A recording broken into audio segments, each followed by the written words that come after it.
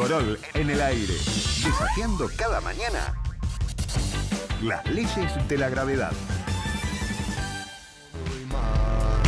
Sospecho que el tiempo se nos va a acabar. Estás algo loca y sos tan clásica. Deja que la noche nos proponga más. Decime que sí, hacer como yo, a veces sos tan genial. Persigo tus ojos por la capital. Me gusta que seas tan dramática. Tus ojos dibujan una eternidad. Y está muy bien así, por hoy no pienses más. Yo sé que lo necesitas. Me quedo con vos, yo sigo de largo, voy a buscarte. Qué noche mágica, ciudad de Buenos Aires. Es mágica la ciudad de Buenos Aires, ¿no? Y tan mágica que muchos que la hemos habitado o la habitamos desconocemos, nunca llegás a conocer del todo y muchas veces escuchamos porteños decir: me encanta disfrutar Buenos Aires como turista, y ni hablar de cómo la disfrutan quienes efectivamente llegan desde otros lugares. Y por eso no me llama la atención que Diego Siciotto, además de ser agente de viajes, haya dedicado su trabajo, su pasión, su investigación a escribir libros sobre nuestra ciudad. Buenos Aires misteriosa. Toma también, un libro sobre el cementerio de la Recoleta, alucinante, 200 años de historia, historias de Buenos Aires unidas entre sí. Buenos Aires misteriosa tiene también más de una parte. Yo siempre leo Buenos Aires misteriosa y pienso también en De la misteriosa Buenos Aires y las 1001 curiosidades de Buenos Aires, entre otros trabajos. Realmente me da la sensación que conoce bastante de nuestra ciudad, Diego. Así que bienvenido a la radio. Aquí estamos en Radio Nacional, en Corol en el aire con el equipo. Soy Adrián Corol y nada, te doy la bienvenida a Nacional. ¿Cómo estás? ¿Cómo estás, Adrián? Buen día. Bien, escuchando y leyendo y pensando mientras lo hacía la cantidad de historias que hacen a Buenos Aires y de lugares y que desconocemos totalmente. Sí. Justamente mi primer libro salió, mira, el año que viene va a ser 20 años. Se llamó Las 1001 curiosidades de Buenos Aires. Las 1001. Y claro, y el año que viene va a volver a salir una edición actualizada porque en 20 años cambió la ciudad. Claro, hubo cosas que se agregaron. Y al principio yo tenía mucho miedo porque yo pensaba que los porteños conocían Buenos Aires. Y digo, no se va a vender, ¿a quién se lo voy a vender? Y mira, fue un golazo, la verdad, yo no me lo esperaba, la editorial tampoco. El libro tuvo 12 ediciones. Estamos hablando de hace 20 años que se vendían mucho más libros que ahora, obviamente. Pero confirmé eso, ¿no? Que el porteño no conoce Buenos Aires, que uno pasa quizás 20 veces o más, o quizás trabajás en una cuadra y nunca miraste para arriba, no te diste cuenta de que arriba de tu edificio hay una escultura, o que hay un cartel viejo.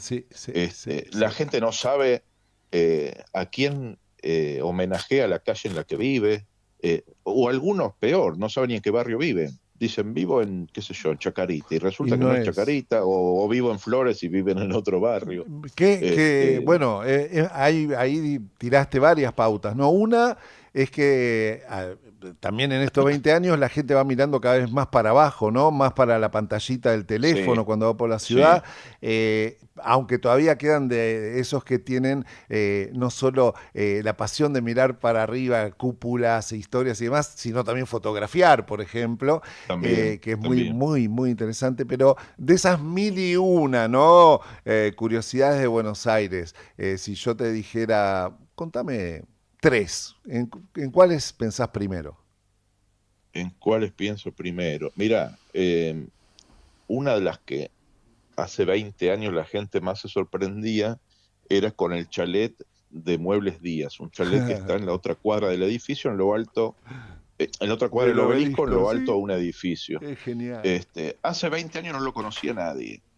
Y después, claro, con redes sociales empezó a ser más popular, incluso hasta hace un tiempo se hacían visitas que organizaban los descendientes Pero cuando yo mostraba un edificio, una casa, un chalet, en lo alto de un edificio, todo el mundo me decía, está loco, ¿cómo va a haber un chalet en la terraza? Y efectivamente, y ahí está, y está en un lugar que obviamente todo el mundo caminó, todo el mundo pasó alrededor del obelisco, pero claro, si no miraste para arriba, nunca lo ves. Eh, Quizás hay gente que no sabe dónde está, el chalet está en Sarmiento 1113, que vendría a ser casi en la esquina de Cerrito. Sí, Lo que señor. pasa es que si vos te parás en la esquina de Cerrito y Sarmiento, no lo ves, Claro. porque ahí si mirás para arriba, claro, está Te- adentro, te tenés que parar en la de enfrente, o sea, en Mm. Carlos Pellegrini, o si estás en la Plaza de la República, la plaza que rodea el obelisco, ahí lo ves Ahí se ve, ¿no? claramente. Sí, sí, ahí se Ahí se ve, ve, es ahí se ve. verdad. Y qué Sí, interesante historia esa, ¿eh? Porque como decís vos, hace 20 años no la conocía nadie, salió en las redes, después de tu libro la han sí, tomado algunos medios también tradicionales, diarios y más, pero sigue siendo sí, también yo no me quiero una... mandar la parte, pero No, desde que yo no, saqué el libro, ahí salió, después los diarios empezaron a tener una parte sí, mostrando cositas de Buenos Aires. obvio. Bueno, y ahora, bueno, influencers, viste, que ¿Qué hacen? salen a mostrar. Yo dije, decir que soy de otra generación y no me animo tanto, pero Pero vos fuiste este, influencer ah, a tu manera en bueno, eso. claro, en algo que ahora ya no se usa, que es el libro. Claro, pero viste que todo vuelve, viste que de repente Sí, a la larga. todo vuelve como el vinilo, vuelve con otro, con valor además, ¿no? Sí, El vinilo, sí, claro. los DVD ahora, digo, las tecnologías Es vuelven que y sabes el que libro acá también. en la Argentina no pegó tanto el libro electrónico. Es verdad, Este, es el que le verdad. gusta leer quiere seguir leyendo en papel.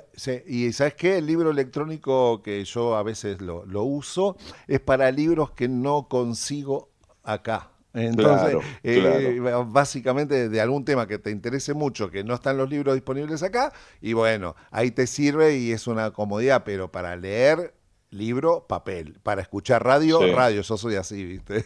Sí, bueno, yo también, sí, sí, sí. Esto de que te estén filmando, de que te estén...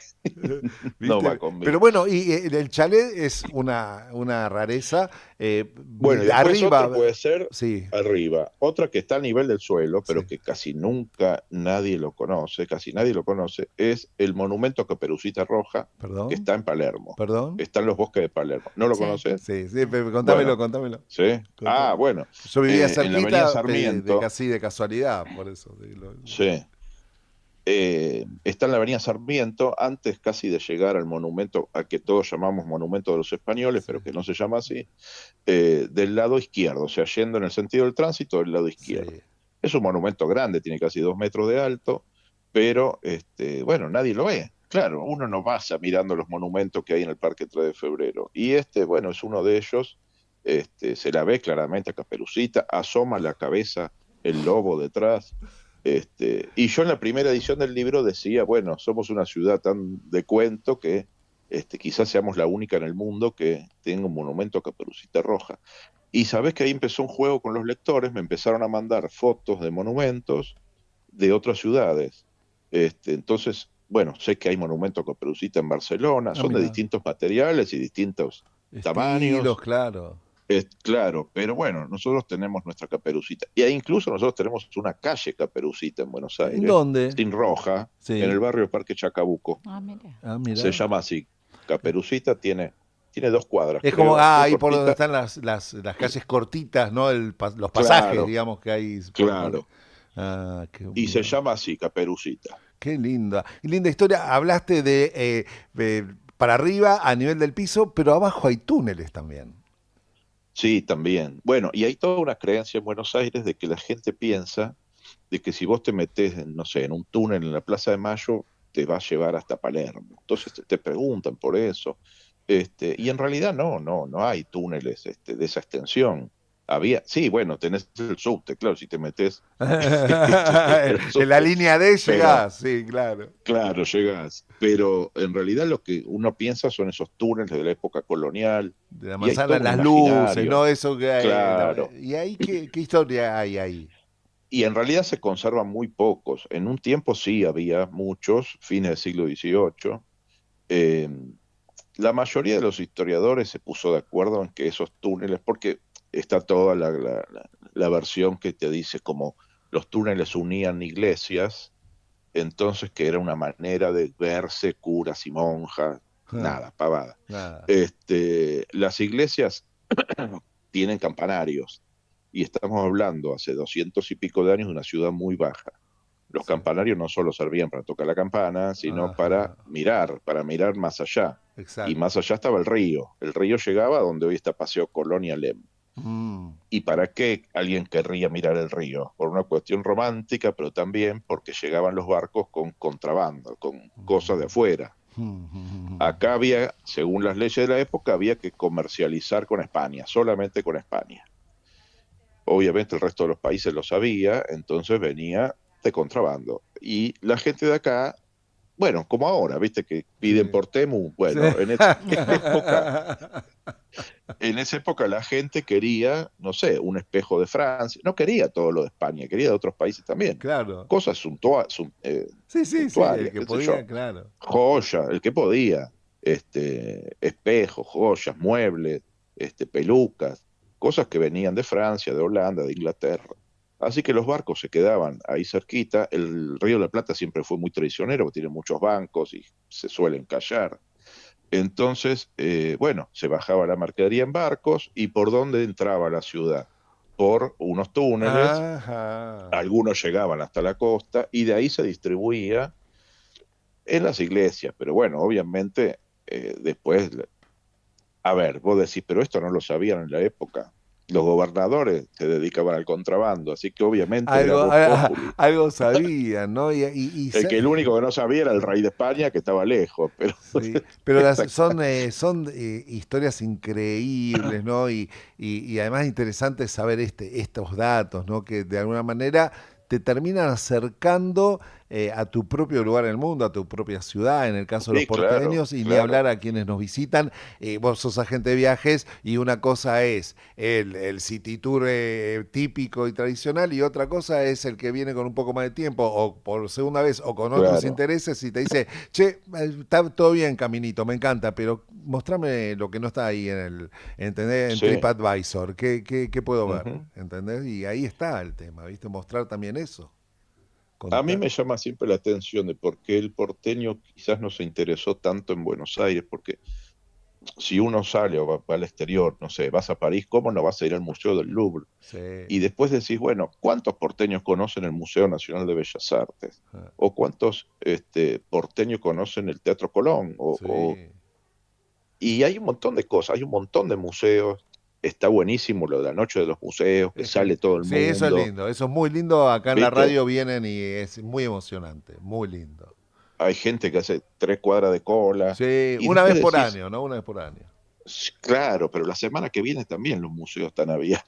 Claro. Este, Sí, sí, sí, sí, sí, sí. es cierto que algunos lugares abren solamente por ese día, Es verdad. Pero pero, hay mucho que no, que pero es bueno, hay verdad. museos que están vacíos y decís, bueno, estaría piola, no sé, el Museo Histórico Nacional, todo el mundo conoce el Museo Histórico Nacional, el Museo Fernández Blanco, tiene unas colecciones Claro. de platería, de arte prehispánico, No, es la casona tremendo. donde está es una joya. Bueno, Pero bueno, tenemos eso. sí, De sí, sí. afuera vamos y acá ya va a llegar el día en que iremos, qué Sí, sé yo. bueno, y lo mismo también vemos contingentes muchas veces por ejemplo, vos escribiste Cementerio de Recoleta, Sí, con todo lo que hay ahí de historia, uno podría reconstruir, te diría, buena parte de la historia del país sí, recorriendo claro. ese lugar. Sí, sí, sí. Y bueno, son 200 años de historia, ya un poquito más, porque el cementerio es de 1822, así que este año cumple 204. Mirá vos. Y sí, y a mí es un lugar que siempre me fascinó, incluso antes de dedicarme a esto, porque decís, acá están todos los que hicieron grande nuestro país. No solo hablando de políticos ni Sí, de sí, sí, militares, sí, porque ahí sí. tenés médicos, tenés arquitectos, tenés ingenieros, tenés, bueno, lo que quieras tenés ahí adentro, escultores, Sí. Y escritores. las propias historias del cementerio, ¿no? Generadas ahí mismo, a veces con hechos que han trascendido, con cuestiones no sé, del secuestro del cadáver de Aramburu y que después De aparece Aramburu, como sí. parte de la historia. Por otro lado, Rufina Cambaceres, o sea, aparecen un montón de historias que son ya típicas del cementerio. Sí, claro, sí, sí. Aunque a mí a veces me da algo de bronca que solo se hable del cementerio para hablar de fantasmas. No, Entonces claro, decís, no, eso que no, pará, no, o porque sea, ahí te es toda si ahí arquitectura, adentro historia. tenemos 200 años de historia, Sí, señor. ¿Cómo enfocarnos? Que por otro lado, nunca he visto ninguno, porque cuando me llaman a una radio me preguntan ¿cuántos fantasmas viste? No, nunca vi un fantasma ahí adentro. Y afuera tampoco. Pero o sí, enfocate. pero eran gente viva que son medio fantasmas, ¿viste? Bueno, eso sí, eso a roletas. Sí, Pero bueno, es sí. linda esa zona, ¿no? Porque ahí hablabas recién de museo, tenemos una iglesia, tenés el centro cultural, tenés mucha historia ahí. Hasta del otro lado Sí, tenés claro. icónicos lugares para tomar un café. O sea, es una zona muy interesante, ¿no? Bueno, el Centro Cultural es un edificio antiquísimo, ya va a cumplir 150 años. Era el asilo de mendigos. Exacto. Se inauguró en 1858, cuando en una época había muchos mendigos dando vuelta por la calle, algunos a caballo. La mayoría de ellos eran soldados, ex soldados que habían intervenido en batallas y habían perdido, no sé, un brazo, una pierna. Y el gobierno entonces decide darles un lugar. Bueno, y ahí nació ese asilo. Por eso tiene una capilla adentro. Que bueno, hoy en día forma parte del centro cultural, pero si lo ves de afuera, decís eso, parece una iglesia, y efectivamente Mirá lo vos, era. no sabes eso. Mirá la historia que tiene ese lugar. Sí, sí. Y después, bueno, si seguís caminando por ahí atrás, por la llamada, viste que todo el mundo le dice Plaza Francia, la plaza que está alrededor del cementerio, Sí. que en realidad no es Plaza Francia, se llama Plaza Intendente Alvear. Sí. Si cruzás Pueyrredón, a pie, está la verdadera Plaza Francia, frente al Museo de Bellas Artes. Exacto. Y si caminas por ahí tenés calles con escaleras. Exacto. Y está la zona que se conoce como La Isla, que la es un lugar isla, claro, para ahí caminar. muchos personajes vivían por ahí. Sí, Ahí sí. algún ministro de Relaciones Exteriores, mucha gente vivió, y siguen viviendo por ahí, por la isla. Y es un lugar muy lindo para conocer un poquito más de Buenos Aires. Son calles, claro, son calles re interesantes, ¿no? Que además... Sí, y bueno, está la Embajada del Reino Unido, está el Ministerio de Seguridad también ahí hace un tiempo, pero tenés el monumento a Mitre, que está en una explanada sobre la barranca. El Agote. Muy interesante. El sanatorio. Ahí porque nací yo, me acuerdo porque... Bueno. Pero era de Paternal, nací ahí, pero era de Paternal. No sé por qué, alguna cuestión de mi madre, de mi padre. Pero es una zona así, realmente muy linda, con mucha muy historia. Y la mal llamada Plaza Francia, que también la podés vincular con ciertos orígenes del rock de nuestro, del rock sobre todo de la ciudad, la Perla para allá, o sea, la Cueva para allá, o sea, empezás a caminar y hay de todo, ¿no? Bueno, y del tango también, porque enfrente de la Plaza Alvear tenés el Palais de Glace. El Palais de Glace. El Palais de Glace es donde se difundió el tango entre la alta sociedad de Buenos Aires. Exactamente. Palais de Glace, ¿sabés por qué, no? Sí.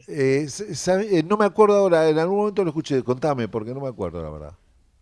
Es Palacio de Hielo, porque era una pista de patinaje sobre hielo originalmente. Mirá vos, entonces, bueno, la élite de Buenos Aires iba a patinar.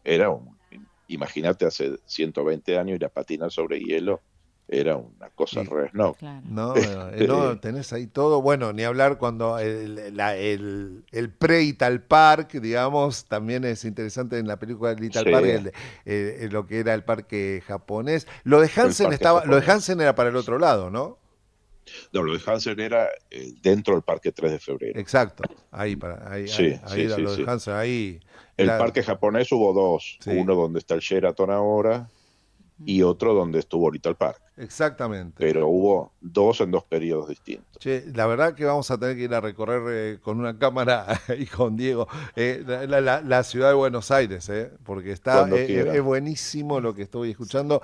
Dan muchas ganas de, además muy visual, porque uno conoce, pero qué lindo que es aprender de estas cosas, ¿no? Por las que pasamos caminando todos los días y no le prestamos atención. ¿Estás más allá de los influencers y los libros? ¿Tenés alguna red tuya donde te podamos contactar?